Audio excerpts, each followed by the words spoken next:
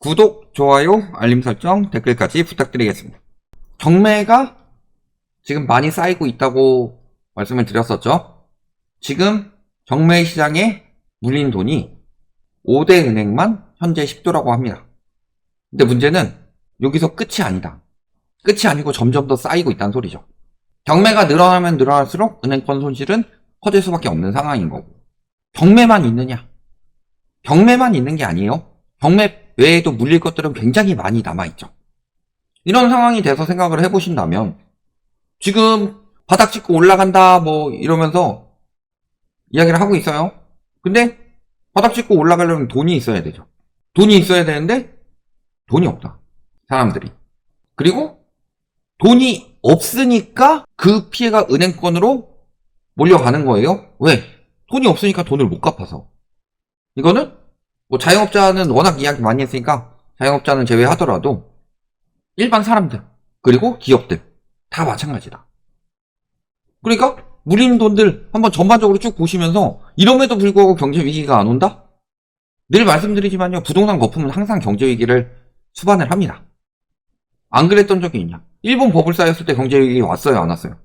미국 버블 쌓였을 때 경제 위기 왔어요, 안 왔어요? 지금 중국 버블 쌓였으니까 경제 위기가 왔죠. 근데 우리나라는 특별해요?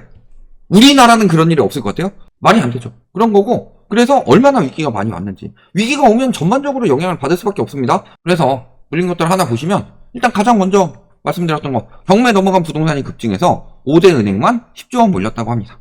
KB가 3조 4천억 가량 몰렸고, 그 다음이 우리가 1조 8천억 가량, 신한도 1조 8천억 가량, 하나는 1조 6천억 가량, 농협도 1조 4,500억 이 정도 물렸다는 거죠. 그래서 요걸 다 합쳐봤더니 약 10조 901억 원 규모로 집계가 됐다. 근데 문제는 그럼에도 불구하고 경매가 계속 늘어나고 있죠. 이거를 정부에서 억제하기 위해서 2에서 6개월 내에 경매하던 것을 6개월로 통일시켜가지고 상승세를 억제시키려고 하고 있는 거죠.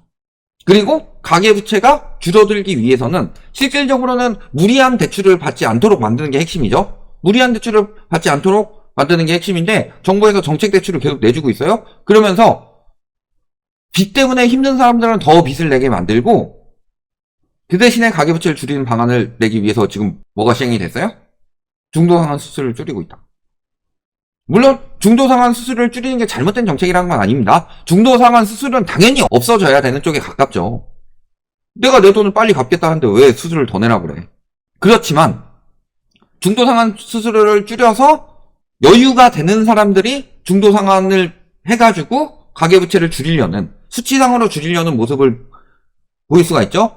그러면은 정부가 우리는 가계부채 디레버리징 잘하고 있습니다, 이런 식으로 이야기를 할 수 있습니다. 근데요, 그렇게 줄여서는요, 여력 되는 사람들은 가계부채를 줄이고 있는데 여력이 안 되는 사람들은 계속 부채를 늘리게 돼서 부채 규모 자체가 굉장히 부실한 방향으로 변해갈 수가 있다. 여기에 개인들만 물리냐? 자, 좀비 기업에 묶인 돈만 8조라고 합니다. 근데 이게 우리가 평소 때 말씀드리는 이자 보상 배율이 1보다 낮은 이런 한계 기업 좀비 기업을 말하는 게 아니라요. 어떤 좀비 기업이다? 상장 폐지 절차를 밟은 좀비 기업. 그러니까 상장 폐지 사유가 발생했으나 개선 기간이 부여돼 거래 정지 상태에 놓인 코스피 코스닥 시장의 상장사. 그러니까 우리가 그 전에 이야기했던 한계 기업 좀비 기업보다 훨씬 더 위험한 곳들이라는 소리죠. 이 71개사의 시가총액만 8조가 넘게 물려있다. 그리고 더 크게 물릴 것이고. 근데 아까 보셨지만 경우에도 물리고 지금 좀비 기업에도 물리고 있어요. 규모가 점점 더 커지고 있죠. 여기에 외국 상업용 부동산만 55조 물렸다고 했죠. 그 중에서 은행이 9조 8천억. 제일 위험한 것은 보험.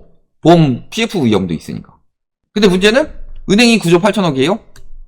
물린 게 9조 8천억인데 대손충당금이 9조예요. 요거 다 부실라면은 다른 것들 대손충당금을 할 수가 없다는 소리죠. 근데 경매만 10조가 나오고 있어. 대손충당금을 더 쌓아야 된다. 지금 대손충당금으로는 택도 없다. 대손충당금이 부족해가지고 어마어마하게 컸던 은행들이 무너지는 거 아니에요? 글로벌 금융위기 때도. 그렇죠? 여기에 PF 130조 원 중에서 70조 원 부실 가능성이 있다. 건산연에서 나온 결과입니다. 요즘에 주산형 건산연에서도 저런 위험 징조에 대한 이야기가 계속 나와요. 하지만 집값은 오른다. 그렇게 이야기를 하지만 실질적으로 저렇게 나오고 있으니까 저런 부분들은 어쩔 수 없는 거죠. 사람들의 관심이 몰렸기 때문에 이야기를 안 할 수가 없는 부분이고. 그랬을 때 부실 규모가 단순 계산으로 브릿지론 21조, 본 PF 50조 원으로 총 70조 이상이라는 게 연구원 측의 설명인데, 다만 이제 회수 금액을 고려하지 않았다. 그러니까 70조 터졌는데 40조 가량은 상각하고 30조 가량은 한 20%로 매각을 했다. 그래서 어느 정도 회수가 돌아온다. 그러면 30조에 20%면 6조죠. 그러면 70조가 터진 게 아니라 실질적으로 64조 터졌다. 그러니까 규모가 좀 더 작을 수 있다. 그런 이야기를 하는데요. 실질적으로 우리가 더 생각을 해야 될 게 130조가 아니라 실질적으로 202조다. 다시 봤더니. 그러면은 70조 부실이 아니겠죠. 왜? 총액이 70조가 늘어났는데. PF 위험도 어마어마하죠. 여기까지만 보더라도 계속 나오고 있는 위험들이 어마어마하죠. 여기서 끝이냐. 우리 금융부담. 보시면은 얼마 전에 말씀드렸죠. 4대 금융. 회수 포기. 즉 확정된 손실, 추정 손실액. 확정된 손실만 2조에 육박을 한다. 고정 이하 여신 정도가 아니라.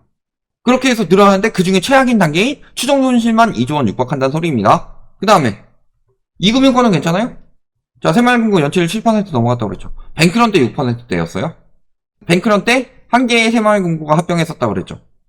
흡수됐죠, 거의. 근데 지금 7%가 넘어갔다. 저축은행은 어때요? 6월 말 저축은행의 연체율은 2.73%포인트 상승했다.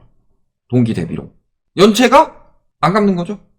안 갚는 게 늘어나고 있고, 그 와중에 아까 말씀드렸던 저 어마어마한 규모의 PF는 지금 만기 연장을 해주면서 요주의로 분류하고 있기 때문에 부실채권으로 분리가 되고 있지 않다.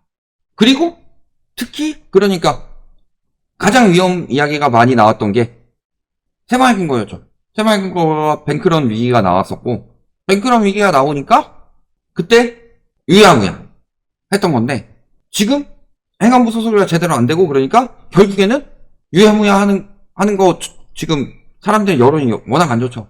총선도 얼마 안 남았고, 그러니까 새마을금고 쪼이고 있어요 이제. 그래서 그때 한 개 합병됐다고 그랬는데 지금 뱅크런 날 때보다 더 많은 9개가 합병이 됐습니다. 그리고 부동산 대출 규제를 강화한다고 합니다. 그래서 일선금고가 시행하는 관토대출과 200억 이상의 공동대출은 중앙위가 공동투자를 통해 반드시 참여하고 심사를 거친 이에 취급할 수 있도록 내규에 반영해 제도화하기로 했다. 그 전에 한 700억 정도였는데 이제는 300억 초과에 대해서도 심의 대상을 확대하고 있고, 그리고 실질적으로 새마을금고 중앙위가 이번에 적자가 났습니다. 상황이 이렇다는 거예요. 여기 가계대출 상황은 좋아요? 지금 연체가 이렇게 늘어나고 계속 쌓이고 있다. 그 가계부채 문제로 인해서 경매도 터지고 있고 자영업자 문제도 물론 터지고 있고요. 자영업자 이야기는 굳이 안 했습니다. 그 다음에 PF 문제 터지고 있고, 또 해외 상업용 부동산 문제 터지고 있고, 그 다음에 연체율, 부실채권 문제들을 계속 커져가고 있죠. 그럼 가계대출이 제대로 되고 있느냐? 정부에서는 이렇게 이야기를 합니다. 1886조 역대 최대 가계위세도 금융당국이 증가율이 1%니까 안정적인 관리다.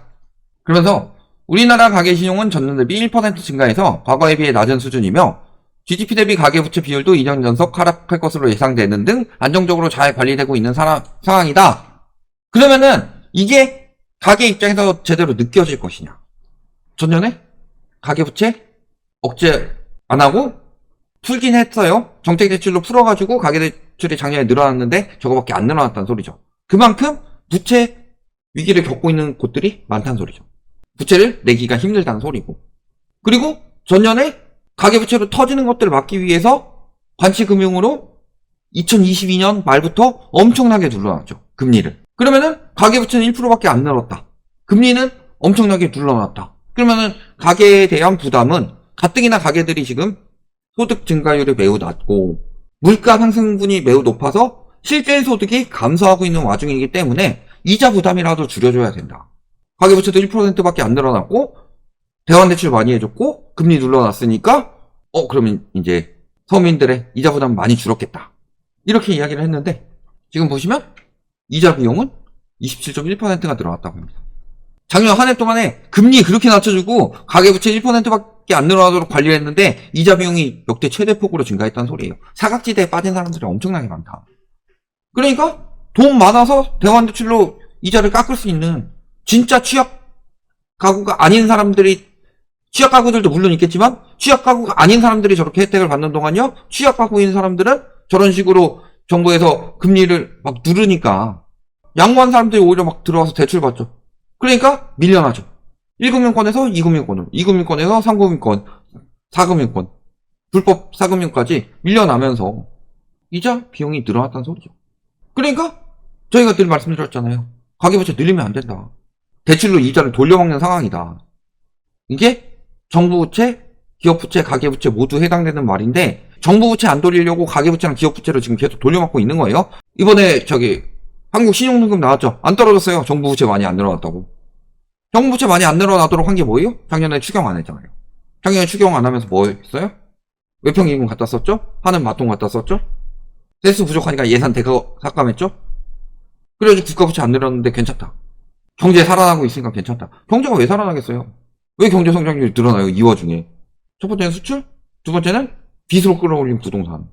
이걸로 겨우겨우 버티고 있고, 그래서 서민들은 가계부채가 조금밖에 안 늘어나더라도 이자로 이자 맞고 하다 보니까 부채 부담은 어마어마하게 커졌다. 그러면 결정적으로 진짜 가계부채가 안정적으로 관리되기 위해서는요, 사람들이 느끼는 이자 부담이 줄어야 되는데 이자 부담이 늘고 있어요. 금리 인하기에도. 기준금리 안 내렸지만 시중금리는 계속 인하했잖아요. 그 와중에 계속 대환대출해줘. 터지겠어요? 안 터지겠어요? 늘 말씀드리면 지금 집값이 문제가 아니다. 집값이 문제가 아니고, 실질적으로 집값이 문제가 아닌데 집값 가지고 계속 버티도록 만드니까 경제가 더 문제가 커져가고 있다. 출산율 0.6, 올해는 0.6이고 내년에 0.5 나올 상황이다. 이 부분이 해결이 되지 않으면. 그런데도 아직도 집값 더 올라가야 된다고 하는 매국노들이 있어요? 그런 매국노들 말 믿었다가는 늘 당합니다.